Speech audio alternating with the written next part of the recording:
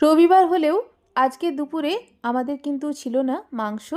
বাজার থেকে আনা হয়েছিল ফ্রেশ কাতলা মাছ। সেই কাতলা মাছেরই সর্ষে পোস্ত বাটা দিয়ে ঝাল তৈরি করেছিলাম। সাথে ওই মাছের মাথা দিয়েই তৈরি করেছিলাম মুগের ডাল। উচ্ছে আলু ভাতে দিয়েছিলাম, তার জন্য পেঁয়াজ ভেজে নিয়েছিলাম আগে থেকেই। আজকের দুপুরের খাবারে থালাতে রাখছি গরম গরম সাদা ভাত, পাতি লেবু, একটা কাঁচা লঙ্কা। প্রথম পাতে খাওয়ার জন্য রাখছি উচ্ছে আলুর ভাতে, এটা মূলো ভাজা। প্লেটে রাখছি কাতলা মাছের ঝাল, পেঁয়াজ, টমেটো, সর্ষে পোস্ত বাটা, কাঁচা লঙ্কা ও ধনেপাতা দিয়ে তৈরি করেছিলাম।